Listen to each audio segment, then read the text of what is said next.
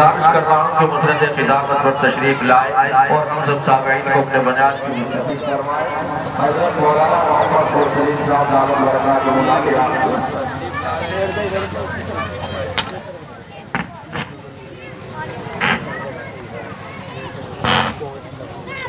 ونصلي على رسوله الكريم أما بعد أعوذ بالله من الشيطان الرجيم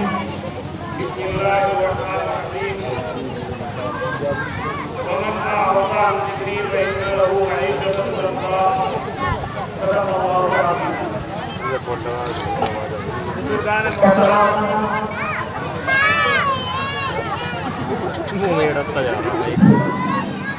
برادران اسلام، اس وقت جو آپ حضرات کے سامنے مجھے بیان آنا ہے وہ ہمارے مقبول مکرم شیخ الحدیث حضرت مولانا محمد رضوان صاحب دامت برکاتہ کا ہے۔ چند منٹوں کے لیے آپ حضرات کے سامنے میں حاضر ہوا ہوں اور آپ حضرات سے درخواست ہے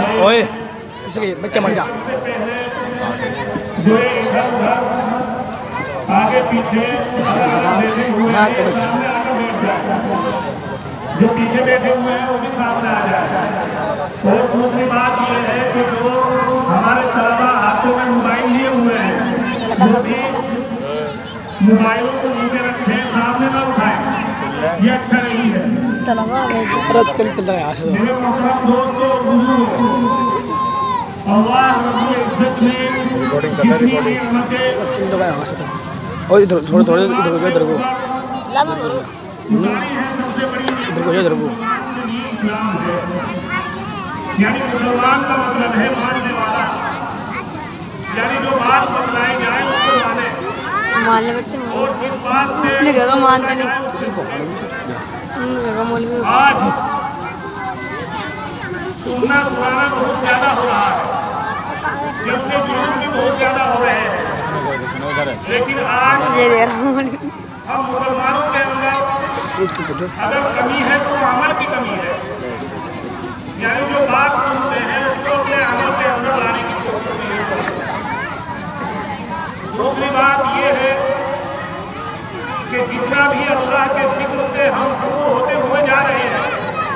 اللہ کے ذکر سے اعراض کرتے ہوئے جا رہے ہیں، اتنی ہی ہماری زندگی کم ہوتی ہے، کیونکہ اللہ رب العزت نے قرآن کریم کے اندر ارشاد فرمایا وَمَنْ أَعْرَضَ عَنْ ذِكْرِي فَإِنَّ لَهُ مَعِيشَةً ضَنكًا، کہ جو قوم میرے ذکر سے اعراض کرتی ہے، میرے علماء سے اعراض کرتی ہے، میرے قرآن سے اعراض کرتی ہے اور دینی مجلسوں سے اعراض کرتی ہے، میں ان کی زندگیوں کو تنگ بنا دیتا ہوں۔ تو آج ہم اپنی زندگیوں کو ٹٹول کر دیکھیں کہ آج ہر ایک آدمی اپنی پریشانی کا رونا روتا ہے کہ آج میں پریشان ہوں، کوئی شکایت کرتا ہے کہ میرا لڑکا میرا کہنا نہیں مانتا اس لیے پریشان ہے، کوئی کہتا ہے کہ میرا کاروبار اچھا نہیں ہے اس لیے پریشان ہے، کوئی کہتا ہے کہ میری بیوی میرا کہنا نہیں مانتی اس لیے پریشان ہے۔ یعنی جب بھی آپ کسی آدمی سے ملیں گے اور بیٹھ کر تسلی سے بات کریں گے تو آپ کسی نتیجے پر پہنچیں گے کہ جس طرح میں پریشان ہوں یہ بھی پریشان ہے۔ تو میرے محترم دوستوں اور بزرگوں، یہ پریشانی آج ہمارے اندر آئی کیوں؟ یہ اللہ نے آج سے 1400 سال پہلے جو نبی کریم صلی اللہ علیہ وسلم کے اوپر قرآن کریم نازل فرمایا تھا، اس کے اندر فرما دیا تھا کہ جو قوم میرے ذکر سے اعراض کرتی ہے، میرے نبی کی باتوں سے اعراض کرتی ہے اور میرے علماء کی باتوں سے اعراض کرتی ہے، میں ان کی زندگیوں کو تنگ بنا دیتا ہوں۔ تو آج دیکھ لیجئے کہ صبح سے اب تک کہیں شعراء کے کلام سے ہمارے کانوں کو ٹٹولا جا رہا ہے، کہیں قرآن کریم کی آیتیں پڑھ کر ہمیں جھنجھوڑا جا رہا ہے، کہیں علماء کرام نبی کریم صلی اللہ علیہ وسلم کی باتیں سنا کر ہم کو بیدار کر رہے ہیں کہ آؤ اس دینی مجلس کے اندر، آؤ اس مجلس کے اندر کہ جہاں تمہارے لیے کامیابی ہے، آؤ اس مجلس کے اندر کہ جہاں تم اللہ اور اللہ کے رسول کی باتیں سن کر اپنی زندگیوں کو بدل سکے اور اپنی زندگیوں کو ٹٹو کر اپنی زندگیوں سے اللہ کی نافرمانیوں کو نکال کر اللہ اور اللہ کی رسول کی باتوں کو ماننے والے بنے۔ آج صبح سے ہمارے کانوں میں یہ آوازیں پہنچ رہی ہیں، لیکن افسوس کی بات میرے محترم دوستوں بزرگوں کہ جتنا بھی پکارا جا رہا ہے، جتنا بھی مسلمان قوم کو بیدار کیا جا رہا ہے، اتنا ہی یہ مسلمان قوم اس دین سے پیچھے ہٹتی ہو جا رہی ہے۔ اور جب اس دین سے ہم پیچھے ہٹیں گے، علماء کرام کی باتوں کو ہم غور سے نہیں سنیں گے، قرآن کریم کی باتوں کے اوپر ہم عمل کرنے والے نہیں بنیں گے، تو ہماری زندگی تنگ ہوگی۔ اور تنگ بنانا میرے محترم دوستوں اسی کا نام نہیں ہے کہ اللہ نے ہم پہلے مالدار تھے ہم کو غریب بنا دیا۔ ایک صورت تنگی کی یہ بھی ہے کہ جب ہم اللہ کی باتوں سے اعراض کرتے ہیں تو اللہ کی تمام نعمتیں ہم سے چھین لیتے ہیں، تمام نعمتیں ہم سے اٹھا لیتے ہیں، پھر ہماری زندگی تنگ ہو جاتی ہے۔ ایک صورت یہ بھی ہے میرے محترم دوستوں بزرگوں کہ جس اولاد کو ہم نے اپنی گاڑی کمائی سے بچے سے بڑا کیا، جس اولاد کی محبت میں ہم نے رات دن محنتیں کی، مال کمایا، وہ اولاد ہماری نافرمان۔ اور پھر ہم جس کام کے لیے اس کو کہتے ہیں اس کام کو کرنے کے لیے تیار نہیں، تو کیا ہماری زندگی تنگ ہوگی یا نہیں ہوگی؟ آپ دیکھ لیجئے کہ آج ہم جو شکایتیں کرتے ہیں کہ ہماری زندگی تنگ ہے، زندگی میں سکون نہیں ہے، اس کی وجہ کیا ہے کہ اللہ نے قرآن کریم کے اندر ارشاد فرما دیا وَمَنْ أَعْرَضَ عَنْ ذِكْرِي فَإِنَّ لَهُ مَعِيشَةً کہ جو قوم میرے ذکر سے اعراض کرنے والی ہوتی ہے میں ان کی زندگی کو تنگ بنا دیتا ہوں۔ دوسری صورت تنگ بنانے کی یہ ہے کہ اللہ نے اپنی نافرمانیوں کے باوجود اللہ نے ہم کو مال دے دیا، یعنی بہت زیادہ مال دے دیا، مکانات ہم نے اچھے سے اچھے بنا لیے، کوٹھیاں ہم نے اچھے سے اچھی بنا لی، گاڑیاں ہمارے پاس، سب چیزیں ہمارے پاس، لیکن اللہ نے ہم کو بیمار بنا دیا۔ اللہ نے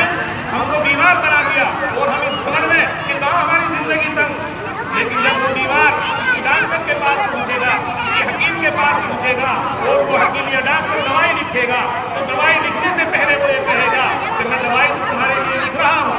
دوائی تو تم کو دے رہا ہوں، لیکن تم فلاں فلاں چیز استعمال نہیں کر سکتے، یعنی پرہیز تم کو کرنا پڑے گا۔ تو میرے محترم دوستوں بزرگوں دیکھیے کہ مال موجود ہے، سب چیزیں موجود ہیں، لیکن زندگی تک کے اس مال کا فائدہ نہیں اٹھا سکتے۔ تو آج میرے محترم دوستوں بزرگوں آج ہمارے لیے سب سے زیادہ ضرورت اس بات کی ہے کہ ہم اپنے گھروں کے حالات کو سدھاریں، سب سے پہلے اپنی اولاد کے حالات کو سدھاریں، سب سے پہلے ہمارے لیے ضروری یہ ہے کہ ہم اپنے رہن سہن کو دین کے مطابق گزارنے والا بنائیں، جب تو ہماری زندگی صحیح بن سکتی ہے، اس کے بغیر نہیں بن سکتی۔ آج یہ ہمارے بچے جو ہیں، یہ ہمارے بچے ایسے ہیں جیسا کہ ہم کھیت کے اندر ایک پودا بوتے ہیں، یعنی گیہوں ہم نے بو دیے تو گیہوں کے ساتھ ساتھ بہت سی چیزیں خودرو گھاس اس کے اندر اگاتے ہیں، یعنی کہیں اس کے اندر وہ چیزیں اگاتی ہیں کہ جن کو کاشتکار نہیں چاہتا، یعنی گیہوں کا پودا اٹھا ہے، اس کے ساتھ ساتھ کہیں پالک جم گیا، کہیں اس کے ساتھ ساتھ کوئی کل گیہوں وغیرہ جم گیا، اس کو نہیں چاہتا، لیکن اس کے ساتھ ساتھ وہ جم جاتا ہے، پھر اس کسان کے لیے ضروری ہو جاتا ہے کہ اس کی دیکھ بھال کرے اور اس گھاس کو ختم کرنے کے لیے وہ دوائیاں استعمال کرتا ہے۔ کھیت کے اندر دوائیاں استعمال کرتا ہے نہیں کرتا کہ وہ جو اس گیہوں کے ساتھ ساتھ دوسری چیزیں جو اپنے آپ خود بخود اگائی ہیں ان کو ختم کرنے کی کوشش کرتا ہے، اس لیے کہ جو میں کھاد ڈالوں، جو اس کے اندر میں محنت کروں، وہ تمام میری محنت وہ گیہوں کے پودے کو یا اینٹ کے پودے کو پہنچے دوسرے کو نہ پہنچے۔ یہ کسان کی کوشش ہوتی ہے نہیں ہوتی، اور اس کے لیے وہ طرح طرح سے کون سی دوائی اس گھاس کے لیے کہ جو اس کھیت کے اندر اگایا کارگر ہو سکتی ہے، کام آ سکتی ہے، تو مشورہ کر کے تو اس گھاس کو جو ایک اس پودے کو نقصان دینے والا ہے اس کو ختم کرنے کی کوشش کرتا ہے یا نہیں کرتا۔ اسی طرح سمجھیے کہ آج یہ ہمارے بچے یہ ہمارے پاس ایک پودے کی شکل میں ہے، یہ ہمارے پاس ایک چھوٹے پودے کی شکل میں یہ بچے آج ہمارے پاس موجود ہیں، नहीं करेंगे, इनके ऊपर हम कोशिशें नहीं करेंगे, इनको माहौल साजगार बनाकर नहीं देंगे और माहौल साजगार बनाकर इनकी तरबियत हम नहीं करेंगे और वो चीज़ें कि जो खुदरो इनके अंदर पैदा हो जाती हैं उनको हम खत्म करने की कोशिश नहीं करेंगे तो हमको चैन नहीं होगा। मेरे मोहतरम दोस्तों और बुजुर्गों, आज ये हमारे बच्चे, इनके लिए जरूरी है कि हम इनके ऊपर मेहनतें करें और हमारे लिए जरूरी है कि साजगार माहौल एक तरफ बनने की सलाहियत होती है, अखाड़े के अंदर तरफ बनने की सलाहियत होती है, लेकिन अगर उसको जमीन अच्छी ना मिले, माहौल साजगार न मिले और वो इसी तरह बंजर जमीन के ऊपर डाल दिया जाए, इसी तरह पत्थर के ऊपर डाल दिया जाए, तो बताओ मेरे मोहतरम दोस्तों, क्या वो दाना कि जिसके अंदर एक दरख्त बनने की सलाहियत थी, जिसके अंदर एक पौधा बनने की सलाहियत थी, जिसके अंदर हमको फल देने की सलाहियत थी, अगर उसको साजगार माहौल न मिला, उसको साजगार माहौल न मिला, अच्छा माहौल न मिला, तो वो दाना बेकार हो जाएगा और उसके अंदर से वो तमाम चीजें हमको नहीं मिल सकती जिनको हम हासिल करना चाहते हैं। तो इसी तरीके से ये हमारी औलाद एक पौधे की तरह है, यह औलाद हमारे दाने की तरह है। हर बच्चे के अंदर सलाहियत मौजूद है कि कुरान का हाफिज बने, हर बच्चे के अंदर सलाहियत मौजूद है कि ये आलिम बन सकता है, हर बच्चे के अंदर सलाहियत मौजूद है कि ये आबिद बन सकता है और हर बच्चे के अंदर सलाहियत मौजूद है कि ये मुफ्ती बन सकता है। लेकिन कब बनेगा? जबकि उसको साजगार माहौल मिलेगा, जबकि उसको अच्छा माहौल मिलेगा। आज हम आग से भी डर रहे हैं, आज हम जहर से भी डरते हैं, आज हम दुनिया की हवाओं से भी डरते हैं, लेकिन अगर नहीं डर है हमको तो अल्लाह का डर नहीं है। तो मेरे मोहतरम दोस्तों और बुजुर्गों, कल कयामत के मैदान में जब अल्लाह के सामने हमारी पेशी होगी और अल्लाह रब्बुल इज्जत हमसे सवाल करेंगे कि तुम्हारे मातहत हमने तुमको एक कौम दी थी, तुम्हारे मातहत तुम्हारे बच्चे थे, तुम्हारे मातहत तुम्हारे खानदान वाले थे, उनके ऊपर तुमने क्या मेहनतें की, तो हम कल उस वक्त क्या जवाब देंगे? और ये आज जो मेहनत हमारी नहीं हो रही है, इसकी वजह यही है कि आज अल्लाह की बातों से, दीन की बातों से हमको एराज है, दीन की बातों से हमें नफरतें हैं, इसलिए दुनिया के ऊपर तो मेहनत हो रही है, दीन के ऊपर मेहनत नहीं हो रही। और जब तक दीन के ऊपर मेहनत नहीं होगी उस वक्त तक हमको कामयाबी नहीं मिल सकती। मेरे मोहतरम दोस्तों और बुजुर्गों, ये दुनिया जो हम कमा रहे हैं, किस लिए कमा रहे हैं? इसीलिए तो कमा रहे हैं ताकि हमारे बच्चे आगे चलकर चैन और सुकून की जिंदगी गुजारें, इसीलिए तो कमा रहे हैं। लेकिन इसके साथ साथ ये भी फिक्र होनी चाहिए कि जो दुनिया हम कमा रहे हैं वो हलाल तरीके से कमाकर अपने बच्चों को खिलाएं और उनके सामने अच्छे माहौल को साबित करें ताकि कल को ये हमारे दिल का सुकून बने। वरना नबी करीम सल्लल्लाहु अलैहि वसल्लम ने इस दुनिया के बारे में एक हदीस के अंदर फरमा दिया कि अब दुनिया जीफतुन व तालिबुहा किलाबुन, कि दुनिया जो है मुर्दार है और इसके चाहने वाले, इसके हासिल करने वाले कुत्ते हैं।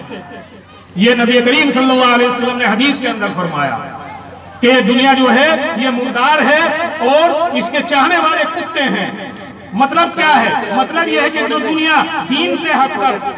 कमाई जाएगी, जो दुनिया दीन से अलग होकर कमाई जाएगी, वो दुनिया हमारे लिए दुनिया के अंदर भी चैन और सुकून का सबब नहीं बन सकती और आखिरत के अंदर भी वो हमारे काम आने वाले नहीं है। मेरे मोहतरम दोस्तों और बुजुर्गों, उलमाए किराम ने लिखा कि ये नबी करीम सल्लल्लाहु अलैहि वसल्लम ने इस दुनिया को मुर्दार के साथ तशबीह दी और चाहने वालों को कुत्ते के साथ तशबीह दी। जबकि मुर्दार कुत्ता भी खा रहा है, मुर्दार कौवा भी खा रहा है, तो कौवे के साथ या और किसी दूसरे जानवर के साथ तशबीह इस दुनिया को क्यों नहीं दी गई? इसको भी समझने की जरूरत है। यानी मिसाल के तौर पर कौवा भी मुर्दार खाता है, नहीं खाता, और कुत्ता भी मुर्दार खा रहा है, और नबी करीम सल्लल्लाहु अलैहि वसल्लम फरमा रहे हैं कि इसके चाहने वाले कुत्ते हैं, कौवे नहीं। तो इसके बारे में उलमाए किराम ने मुख्तलिफ बातें लिखी। सबसे पहली बात तो ये है कि अल्लाह ने जो इसके चाहने वालों को कुत्ते के साथ तशबीह दी, वो इसलिए तशबीह दी कि दुनियादार जो है ये खुद खाता है, दूसरों को खाने नहीं देता। آپ دیکھیے کہ جب کتا کسی مردار کو دیکھتا ہے تو خود بخود چپ چاپ جاتا ہے اور اس کو کھانے کی کوشش کرتا ہے، اور جب دوسرا کتا اس کے پاس آنے کی کوشش کرتا ہے تو اس کو دور سے ہی وہ بھونکنا شروع کر دیتا ہے اور دور سے ہی اس کے اوپر چنگھاڑ مارتا ہے تاکہ اس کے پاس نہ آ سکے۔ اور کوے کو دیکھیے کہ کوا جب مردار کو دیکھتا ہے تو وہ اکیلا نہیں کھاتا بلکہ شور مچاتا ہے۔ وہ اپنی آواز میں کیا کرتا ہے؟ شور مچاتا ہے۔ وہ یہ چاہتا ہے کہ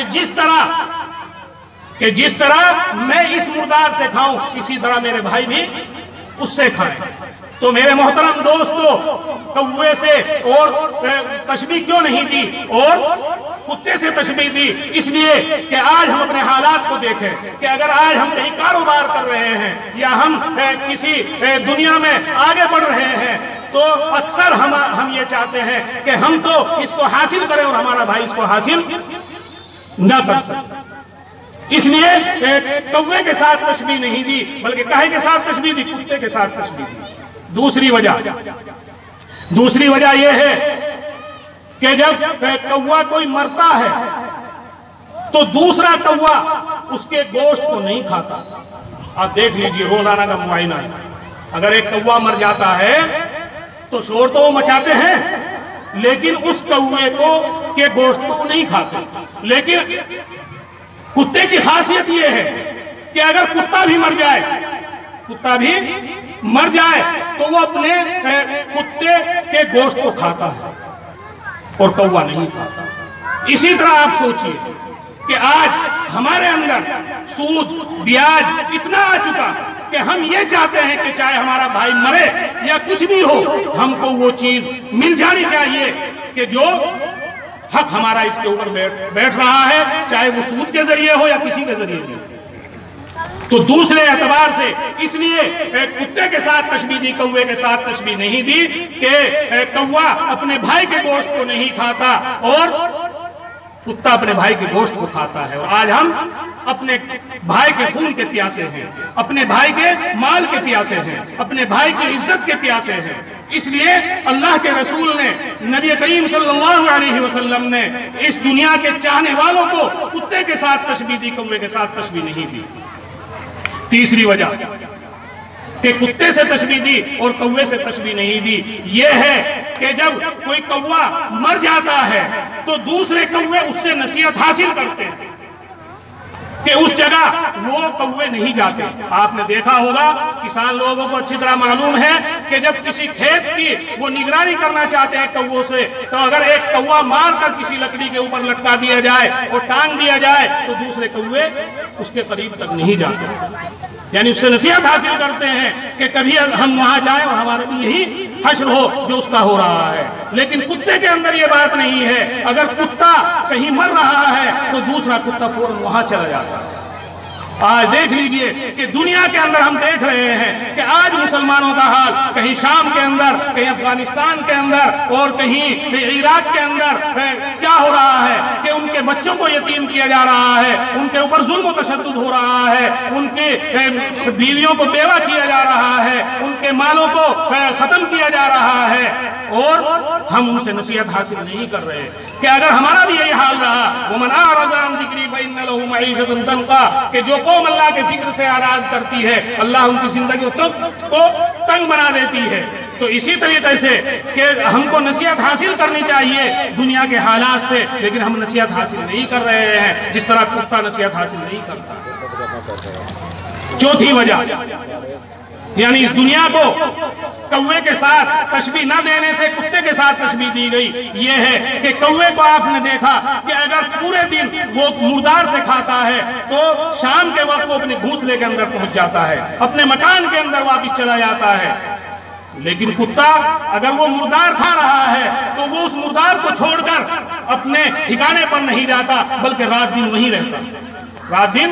وہیں رہتا ہے۔ اسی طریقے سے سمجھیے کہ اگر ہم دکان کر رہے ہیں تو دن کے اندر تو دکان کے اندر ہم ہوتے ہیں اور رات کے اندر دکان ہمارے اندر ہوتی ہے، رات کے اندر دکان ہمارے اندر ہوتی ہے کہ جس طرح کتے کو یہ فکر ہے کہ اگر میں یہاں سے چلا گیا کہیں دوسرا بھائی اس کو نہ کھا جائے، दूसरा भाई इसको न खा जाए। तो इसी तरीके से रात दिन हम इस फिक्र में हैं कि दूसरा भाई इस बात को हासिल करके कहीं हमारे से आगे न बढ़ जाए। है नहीं ये बात? मेरे मोहतरम दोस्तों और बुजुर्गों, ज्यादा लंबी बात कहने की मेरी आदत नहीं है। ये तो चंद बातें सिर्फ इसलिए कि अपने माहौल को देखते हुए, इस पिंडाल को देखते हुए, इस जलसागाह को देखते हुए मैंने कही कि आज दुनिया के पीछे हम इस तरह पड़े हुए हैं कि अगर ये आज पिंडाल किसी नेता का होता, किसी सियासी आदमी का ये पिंडाल होता तो इस तरह ना होता कि सुबह से लेकर शाम तक वहां शोर मचाया जाए और वहां आने के लिए तैयार ना हो, बल्कि उसके आने से पहले उस पिंडाल को भरने की कोशिश करते हैं। लेकिन आज अफसोस की बात कि कहीं बच्चों की नज़मों की शक्ल में, कुरान की आयत की शक्ल में हमारे कानों तक बातें पहुंच रही हैं, लेकिन हम यहां आने के लिए तैयार नहीं। ये साफ दलील इस बात की है जो अल्लाह ने फरमा दिया, वमन अअरज़ अन ज़िक्री फ़इन्न लहू मईशतन ज़न्क़ा, कि जो कौम मेरे जिक्र से एराज़ करने वाली बनती है मैं उनकी जिंदगियों को तंग बना देता हूं। तो फिर रोने की क्या बात? आज मुसलमान रो रहा है? नहीं रो रहा। जब हम दीनी मदरसों से, उलमाए किराम से, दीनी बातों से ताल्लुक नहीं रखेंगे तो हमारी जिंदगी और भी ज्यादा तंग होगी। अभी वक्त है, वक्त को समझना है। वक्त को समझकर अगर हम चलेंगे तो इंशाअल्लाह दुनिया के अंदर भी कामयाब होंगे और आखिरत के अंदर भी कामयाब होंगे। आखिरी एक बात कहकर मैं अपनी बात को खत्म कर रहा हूं कि आज देखिए कि अल्लाह ने हमारे ऊपर कितना बड़ा एहसान फरमाया कि मरने के बाद फौरन जन्नत और दोज़ख का फैसला नहीं फरमाया, बल्कि आलम बरज़ख में इस इंसान को रखा जाता है। इसमें भी हमारा ही फायदा है। फायदा क्या है? उलमाए किराम ने लिखा कि फायदा यह है कि अगर मरने वाला मर रहा है और वो अपनी गलत कार्यों की वजह से, अपने गलत कामों की वजह से कब्र के अंदर अजाब में मशगूल है, अजाब उसको दिया जा रहा है, लेकिन अगर वो माहौल साजगार बनाकर गया है, अपने लड़के को, अपनी औलाद को, अपने घर वालों को दीन की तालीम दिलाकर वो गया है, दीन के ऊपर लगाकर गया है, तो जब वो इस माहौल को छोड़कर जाएगा तो अल्लाह रब्बुल इज्जत उनके कुरान करीम पढ़ने की वजह से, उनके दुआएं करने की वजह से, उनके दुआएं मांगने की वजह से उस अजाब को कब्र के अंदर से उठा लेगा। अगर एकदम फैसला हो जाता जन्नत दोज़ख का तो हमको फायदा पहुंच सकता? नहीं पहुंच सकता था। सोचने की बात कि अल्लाह ने फौरन क्यों जन्नत दोज़ख में एकदम क्यों नहीं पहुंचा दिया। और इसी तरीके से अगर हम अच्छा माहौल बनाकर नहीं जाते, जैसा माहौल बनाकर जाएंगे फिर उसका गुनाह जहां करने वाले पर होगा तो जो उसको शुरू करके गया है उसके ऊपर भी उसका गुनाह होगा। अगर अच्छा माहौल हम अपने बच्चों को देकर नहीं जाएंगे, अपने बच्चों के ऊपर मेहनत करके दीनी नहीं जाएंगे, तो जो वो गुनाह के अंदर शामिल होगा और उस गुनाह का अजाब उसको मिलेगा, तो वही अजाब कब्र में उसको मिलेगा जो काम वो दुनिया के अंदर शुरू करके गया। तो आज समझने की बात है, सोचने की बात है कि ये हमारे छोटे छोटे बच्चे, ये हमारे छोटी खेती की तरह है कि जिस तरह खेती के अंदर खुद वो घास उगाता है और उसको खत्म करने के लिए हम दवाइयां इस्तेमाल करते हैं, तो आज इसी तरीके से इस इंसान के अंदर सब चीजें बनने की सलाहियत है, लेकिन जबकि माहौल साजगार मिले उस वक्त बन सकता है। अगर माहौल साजगार नहीं मिलेगा तो ये बच्चा सही नहीं बन सकता और ये जिम्मेदारी माँ बाप की। तो अल्लाह रब्बुल इज्जत से दुआ है कि अल्लाह ताला हम सभी को ज्यादा से ज्यादा दीन के ऊपर मेहनत करने की तौफीक अता फरमाए और हलाल तरीके से दुनिया को हासिल करने की तौफीक अता फरमाए और हलाल जगहों पर उस दुनिया को खर्च करने की तौफीक अता फरमाए। व आखिरु दावाना अल्हम्दुलिल्लाहि रब्बिल आलमीन। हजरत मौलाना मोहम्मद मुरसलीन साहब दावत बरकातुहुम आलिया खिताब फरमा रहे थे, बहुत ही कीमती बातें हम सबको बतला रहे थे। अल्लाह हम सबको अमल की और समझ की तौफीक अता फरमाए। बहरहाल आइए जो लोग बाहर हैं, इधर उधर हैं,